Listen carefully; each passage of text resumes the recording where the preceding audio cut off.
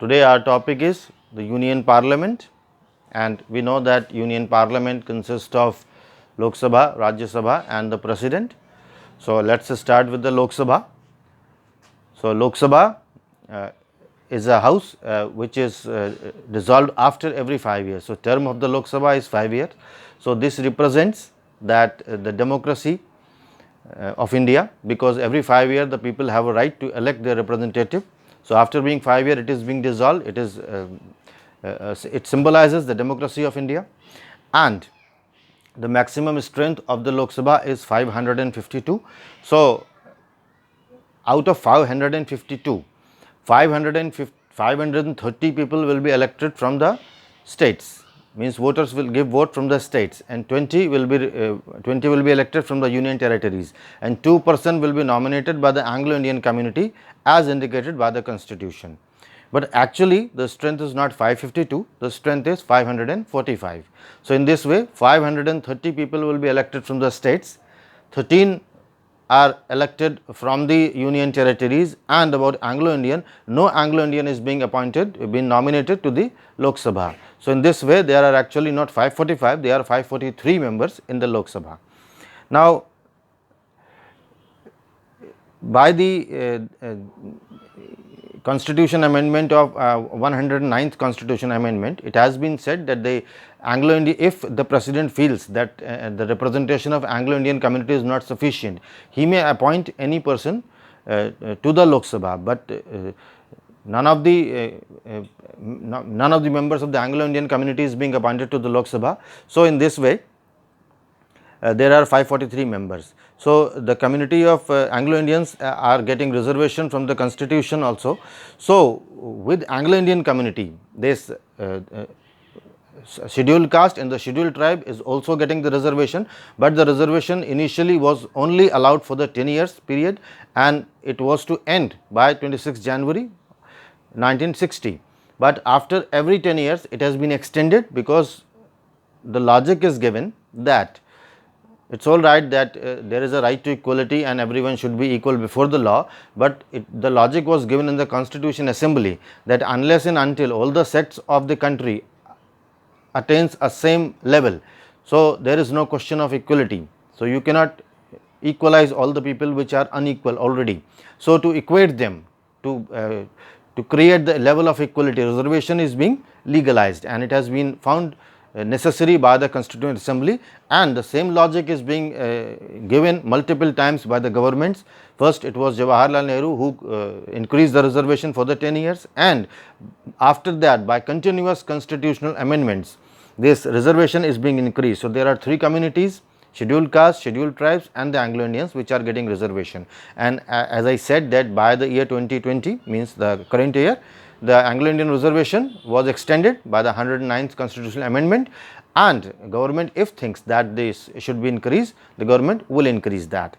So, this is the way by which the government has the constitution, and after that the governments have felt that the reservation should be granted. Now, coming to the point that there are 543 seats in the Lok Sabha, people are in the Lok Sabha. So, what is the basis of generating the constituencies? So, the basis is not the census of 2011, the basis is the census of 1971, and by the 42nd Constitutional Amendment the seats were frozen for the up to the year 2000, and after that by the 84th Constitutional Amendments this freezing of seats was extended to the year 2026. So, up to the year 2026 there will be no increase in the number of the MPs of the Lok Sabha, and after 2026 what will happen? 2026 what will happen? The government will see the census of 2031, and then the government will decide then should the seats of the Lok Sabha be increased or they should remain same. It will be up to the government and up to the Lok Sabha, that is to decide that should the seats will be increased or not. So, this status quo will remain up to the year 2026. Now, the term of the Lok Sabha is 5 years, as I had already said.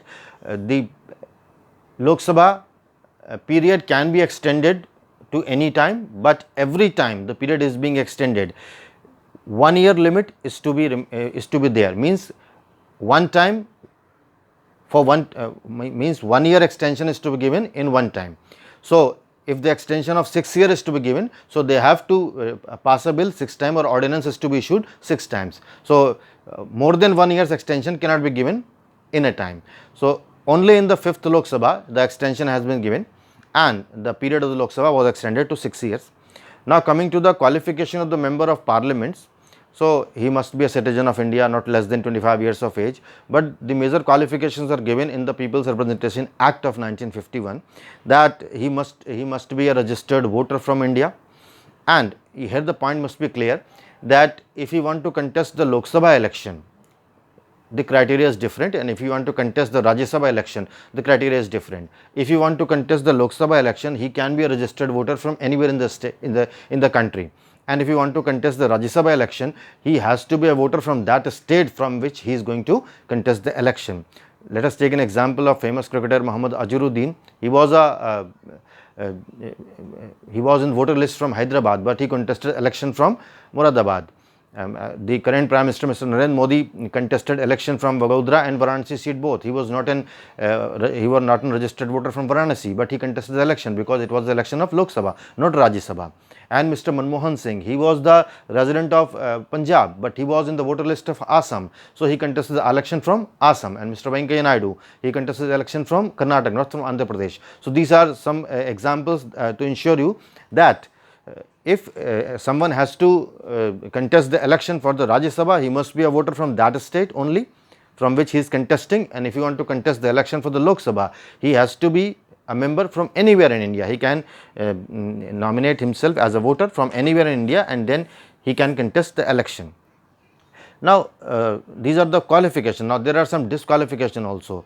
So, when a person is not able to contest an election, so if he is holding an office of profit, so he is getting government salary, or he is a director of such a company, in public company in which the government share is more than 25%, or he is involved in corrupt practice, or he is found guilty in any cases in which there is 2 year or more imprisonment, rigorous imprisonment.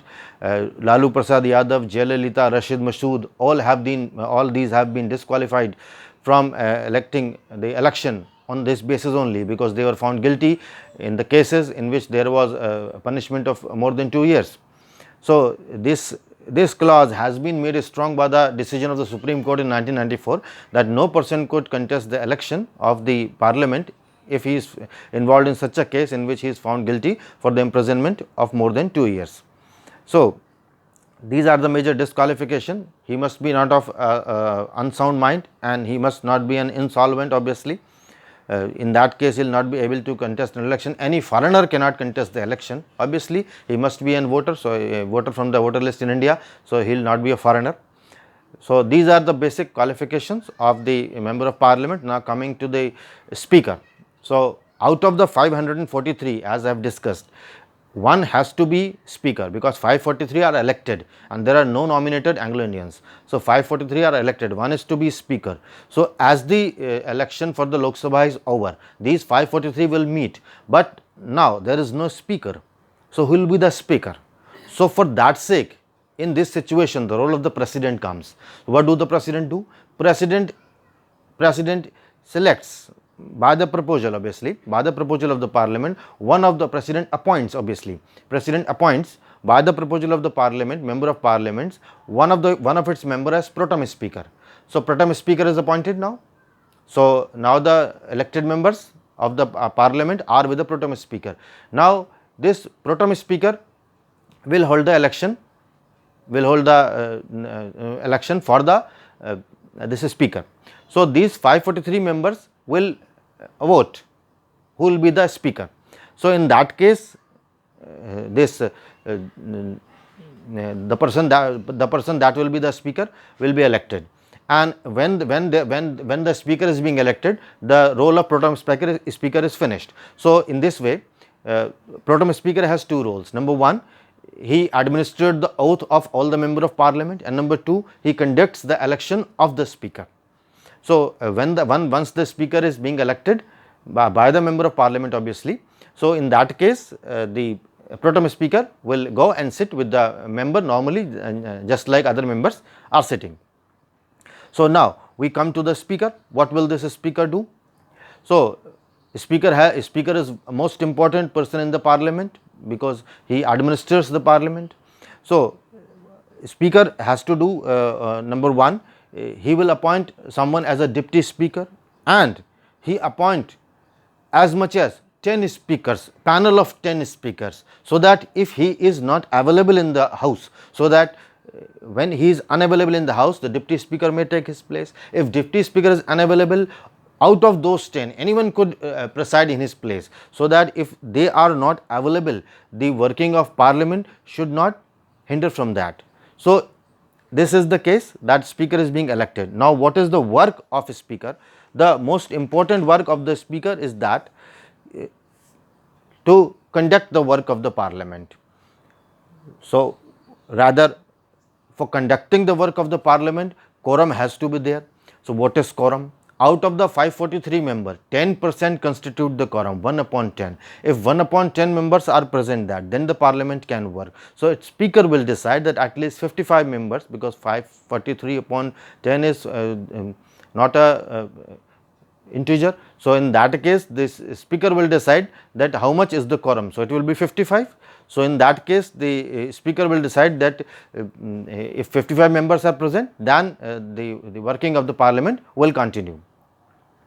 The other important work of the speaker is to maintain the discipline and order in the house, because there are very many members who will shout and come at the podium of the speaker and raise the slogans.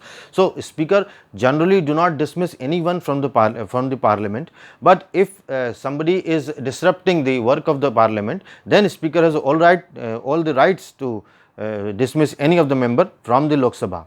So, rather this is one of the work of the speaker, and speaker can suspend the house for 10 minutes, for 1 hour, for up to lunch or up to next day. If speaker do all these things, he is adjourning the house. There is a slight difference between adjourning the house and a sine die. So, if he indicates the time that the house is adjourned for 10 minutes, house is adjourned for 1 hour, house is adjourned till lunch, house is adjourned for the next day, then he is adjourning the house. And if he is saying that house is adjourned for the unlimited time, and it indicates no time, then actually there is a sine die. So, this is the difference between sine die and the adjournment of the house. So, indefinite time adjournment is sine die. So, speaker has one more important part of giving the casting vote. So, whenever there is a voting on some bill and the number of votes are equal, so speaker has right to give the casting vote, because the speaker is above the parties. So, it is rather also called the consciousness vote. So, if a speaker thinks that this bill should be passed, he casts his vote, and the speaker thinks that this bill should not be passed, he don't cast the votes, means he cast a negative vote. So, speaker presides over the session, speaker presides over the joint sessions, because joint session is being called when there is a deadlock on a bill, some bill. So, it is a most important work of the speaker to decide if any bill is a money bill or not. He will decide if the certain bill is ordinary bill or money bill, and if it is a money bill, the speaker will stamp it, and then that bill will go to the president, and president is convinced that there is a stamp of the speaker, then that bill can be placed as a money bill in the Lok Sabha. So, money bill are placed in the Lok Sabha by the president on the advice of the prime minister obviously, but the speaker will give its seal in that. So, and this one of the most important work of a speaker is also to decide the disqualification of the member of the Lok Sabha. So, if any of the members is found guilty in the anti-defection law, suppose someone has been elected from a party, and after election he changes his party, he is disqualified under anti-defection law. So, a speaker will decide that if somebody do this, that then he is disqualified from his membership of the parliament. Now, salary of the speaker is to be decided by the parliament. What will be the salary? Speaker will submit his resignation to the deputy speaker.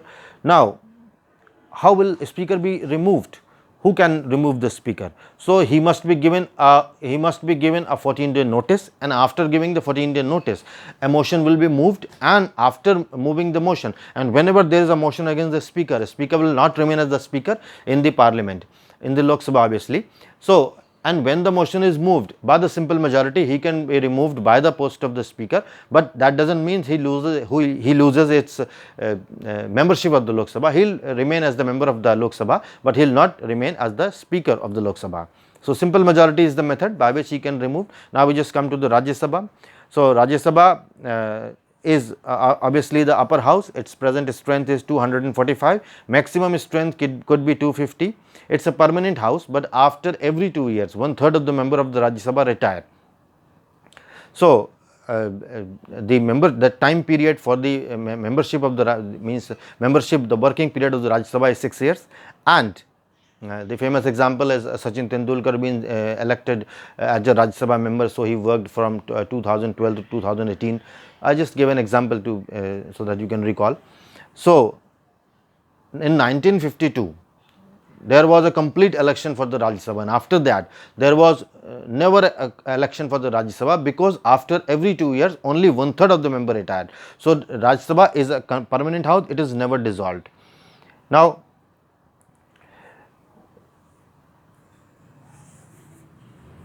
out of this 250, 238 members of the Rajya Sabha will be elected by the MLAs of the states, and 12 will be nominated by the president, who have their excellencies in the art of in the field of art, science, literature. So, there are nominated members also in the Rajya Sabha, 12, and there are elected member also, but they are elected by the MLAs, not by the people directly. So, it is a council of a state, and there is a slight difference. The maximum age is not defined in the constitution, neither in the People's Representation Act, but the minimum age is defined. Anybody who is less than 30 years of age cannot contest the election of the Rajya Sabha. So, the People's Representation Act of 1951 has also given the criteria for disqualification and qualification of the membership of the Rajya Sabha. So, it is almost same, except that his age must be above 30, and rest of what I have discussed in the Lok Sabha remains the qualification and the disqualification of the Rajya Sabha. Now, coming to the legislative powers of the Lok Sabha and the Rajya Sabha. So, there is a union list, there is a state list, and there is a concurrent list. So, union list is a list in which wholesale only central government, union can make the laws, and there are 97 subjects on which, such as defense, foreign policy, communication, so on which the union parliament can make the laws, and 47 subjects are there on the concurrent list. So, except these, what is being indicated in the these lists, if there is any subject on which the laws to be made, so in that case the Lok Sabha has all powers to make a law, and that is called the residuary power of the Lok Sabha, means that is not indicated in the concurrent list, state list, or the union list, but still law can be made on that if the subject is not specified in the constitution. In one more case is there, if Rajya Sabha thinks by the special majority, 2/3 majority, that any of the matter of the state has gained the national importance, then in that case the union parliament can make a law on that. Besides this, if 2 or more states agree that there should be a law between us and regarding us, then the union parliament has all right to make the law for them. And with this, there is one more situation, that in national emergency, obviously if the union parliament thinks that state power should be dissolved, they are dissolved, and in the case of a state emergency, when the union parliament of the president thinks on the advice of prime minister that the state is not functioning according to the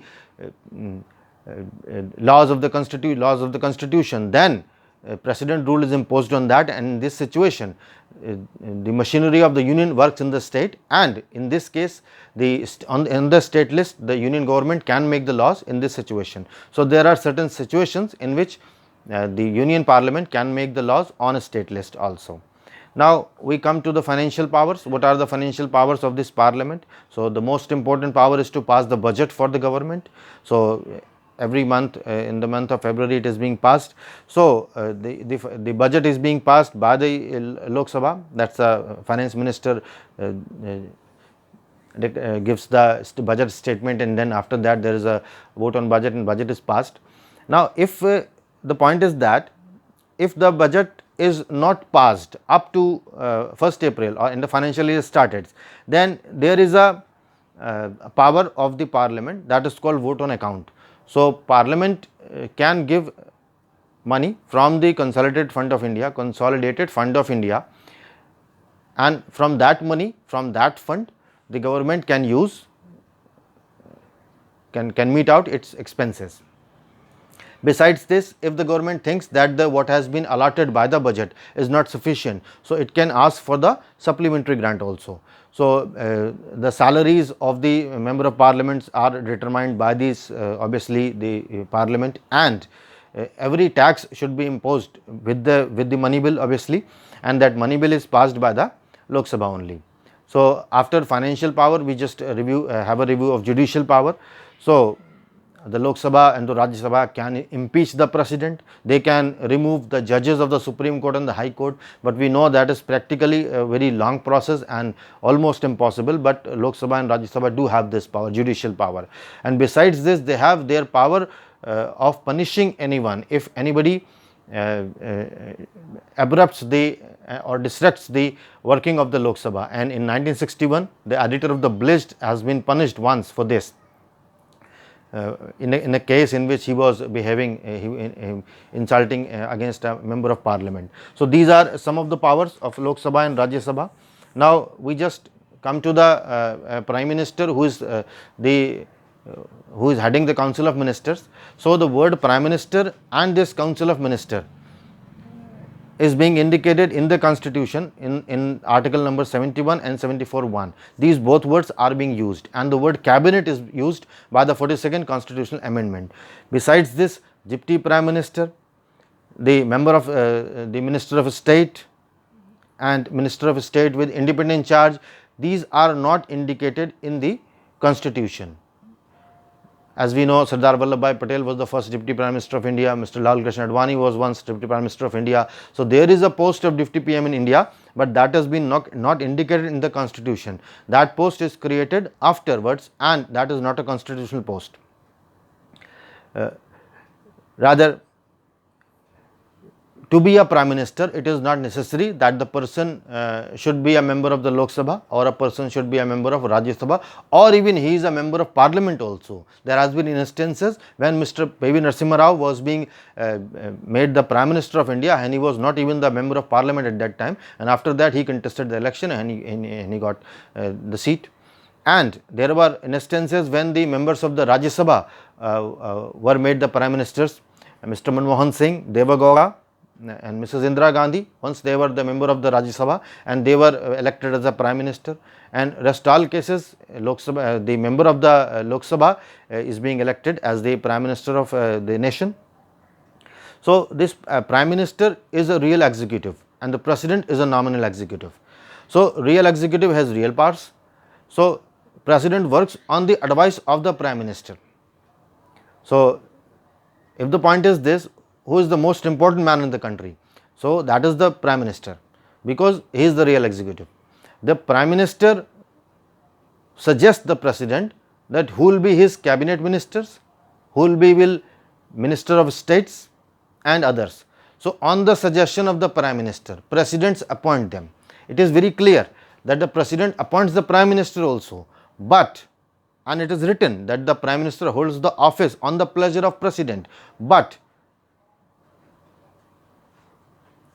President may appoint anybody as a Prime Minister, but only that person will remain as the Prime Minister of India who proves his majority on the floor of the Parliament. So if somebody has the majority on the floor of the Parliament, he cannot be removed constitutionally. So the point is this, that in the Lok Sabha, the most important person, if he is a member of the Lok Sabha, the Prime Minister heading the Council of Ministers, and the Prime Minister heading the Council of Ministers is being appointed by the President.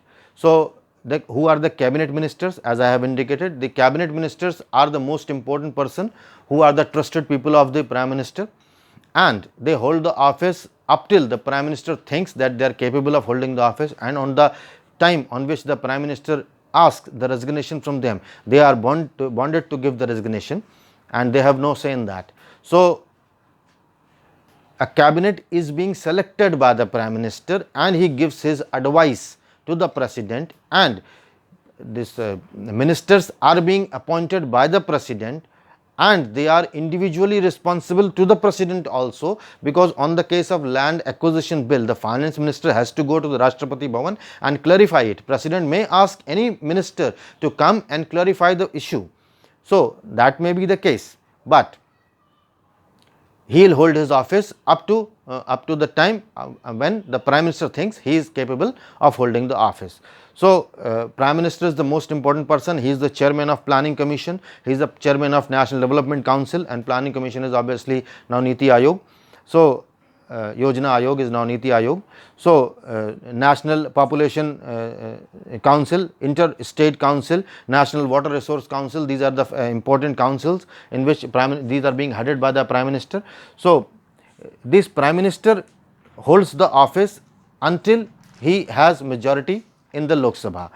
And how will we know that he has lost his majority in the Lok Sabha? Lok Sabha has all powers to test the majority of the government at any time, and that tool is called no confidence motion. If 50 members of the Lok Sabha decides that they want to check that the government has majority or do not have majority, they can move a motion, and 10 days time is to be given, and if in that case the Prime Minister and the Council of Ministers are not able to prove their majority, then they have to resign, and Mr. Atal Bihari Vajpayee lost the no confidence motion from one vote only. So this is very important power of the Lok Sabha against the government. So this is the case.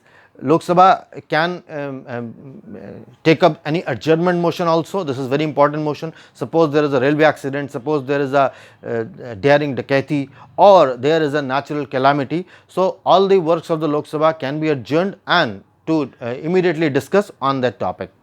So this is one of the important powers of the Lok Sabha. Obviously Rajya Sabha also. And in the routine work of this parliament, the session starts at 11 am, that is called the question hour, and in question hour there are three type of question. Number one is a starred question, they put a star on that, and that is a starred question, that for which the oral answer is to be given, and after that there is an unstarred question. In unstarred question, the minister has to give a written answer, and besides this there is a short notice question. 10 minutes 10 days notice is to be given to the government, and then after that they gives the answer. So these are the type of questions, and after this question hour there is a 0 hour, that is called 12 o'clock, and 1 hour discussion of the 1 hour discussion time is allotted to the 0 hour, and at 1 o'clock it's lunch. So this is a regular routine of the Lok Sabha, and there is a clause in the parliament that Lok Sabha should meet twice at least a year, and there should not be more than 6-month gap in these two meetings. So generally there are 3 sessions of the Lok Sabha, that is the budget session, the monsoon session, and the winter session.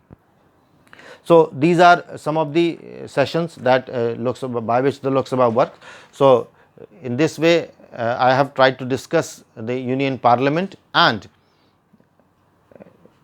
the position of Speaker with respect to the government, and Lok Sabha and the Rajya Sabha with their constitution. So thank you very much for watching.